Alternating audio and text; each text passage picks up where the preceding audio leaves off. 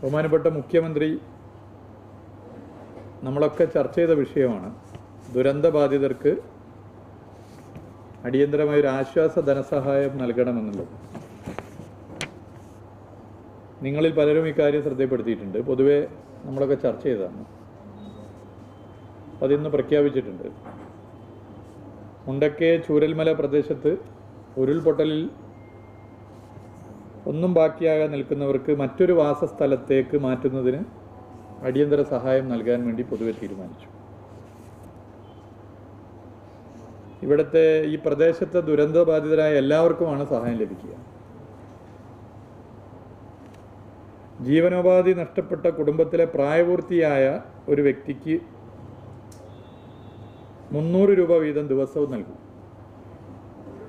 ഇപ്രകാരം ഒരു കുടുംബത്തിലെ 2 വ്യക്തികൾക്കാണ് ഈ ആനുകൂല്യം ലഭ്യമാവുക.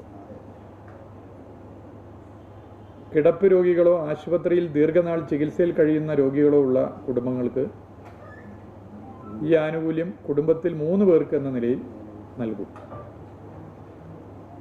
30 ദിവസത്തേക്കാണ് ഈ തുക നൽകുക.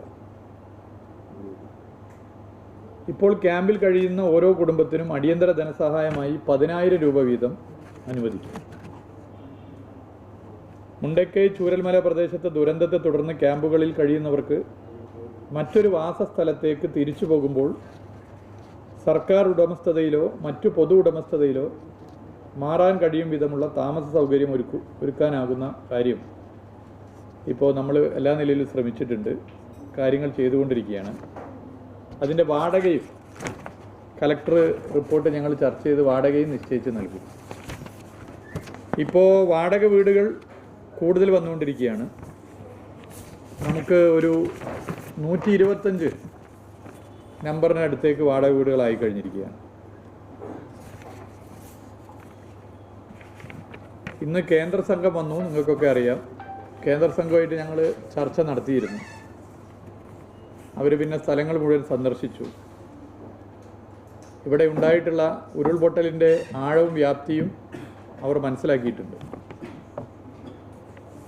ദുരന്തബാധിത മേഖലയുടെ അടിയന്തര പുനർനിർമ്മാണത്തിന് റീകൺസ്ട്രക്ഷൻ കോസ്റ്റ് ആവശ്യപ്പെട്ടിട്ടുണ്ട്.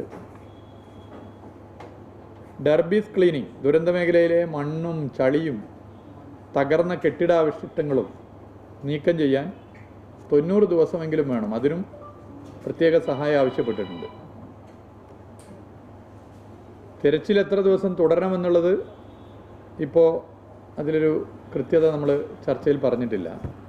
സാധ്യമാകുന്ന എല്ലാ ശ്രമങ്ങളും നടത്തും എന്നുള്ളത് അവരെ അറിയിച്ചിട്ടുണ്ട്.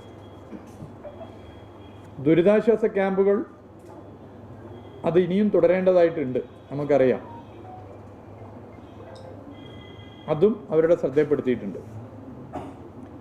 ഗ്രാറ്റുവിറ്റസ് റിലീഫ്, അതായത് ദുരന്ത മേഖലയിലെ ആളുകൾക്ക് അടിയന്തര സമാശ്വാസമായൊരു തുക അനുവദിക്കപ്പെടേണ്ടതുണ്ട്. അത് അവരുടെ ശ്രദ്ധപ്പെടുത്തിയിട്ടുണ്ട്.